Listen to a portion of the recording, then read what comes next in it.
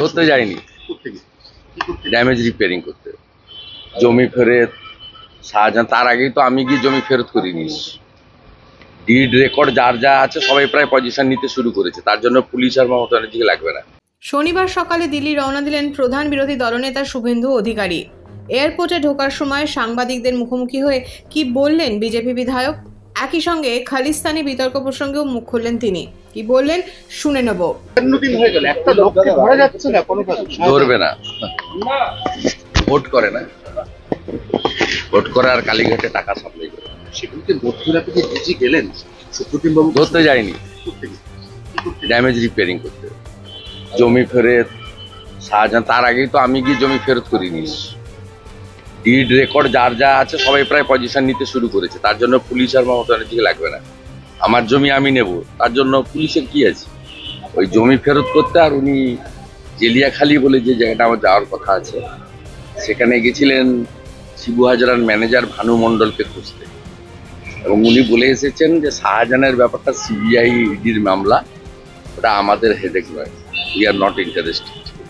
উনি গেছেন damage control করতে, কারণ উনি তো এখন পার্টিরও প্রেসিডেন্ট। সুব্রত বক্সিকে কোথাও দেখা যায় না, ওই কাজটা রাজীব কুমারকে মমতা ব্যানার্জি দিয়েছে।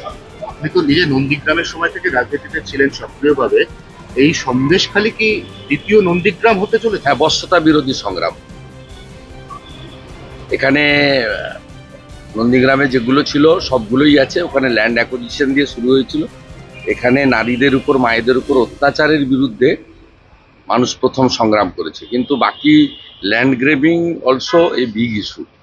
মানে মহিলা নির্যাতনের পরে ল্যান্ড গ্রেবিং, আর থার্ড হচ্ছে যেটা নন্দীগ্রামে ছিল না এখানে, যে গত মমতা ব্যানার্জি ক্ষমতায় আসার পরে 13 সালের পর থেকে ওরা কোনো ভোট দিতে পারেনি, ইভিন লোকসভা বিধানসভাও দিতে পারেনি, কার্ড নিয়ে নাও। অর্থাৎ ভোট লুট, গণতন্ত্র হত্যা, নারী নির্যাতন সীমাহীন, আর জমি দখল, তিনটে বিগ ইস্যুর উপরে বশ্যতা বিরোধী সংগ্রাম হচ্ছে, আর মানুষ বিজেপিকে ভরসা করছে। আমি ওখানকার যারা বামপন্থী ভোটার তাদের সঙ্গে কথা বলেছে না, আমরা বিজেপিকে ভরসা। ও সেদিন তো আপনারা দেখেছেন বৃন্দা করাতে তো হাইকোর্টের পারমিশন লাগেনি, যেহেতু সিপিআইএম করেন, সেটিংটা আছে।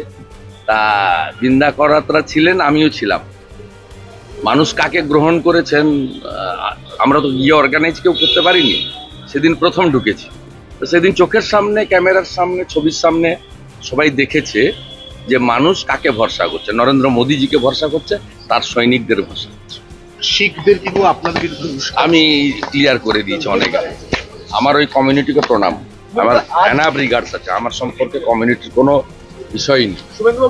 আর যদি কোনো ছবি দেখান ওই আইপিএস অফিসারের সামনে দাঁড়িয়ে আমি এটা প্রো করেছি বা কেউ বলেছে, যা বলবেন স্বীকার করে নেব। ও ম্যানুফ্যাকচার পিকচার ভয়েস, এর সঙ্গে আমাদের দলের কোনো সম্পর্ক নেই। এই সময় ডিজিটাল।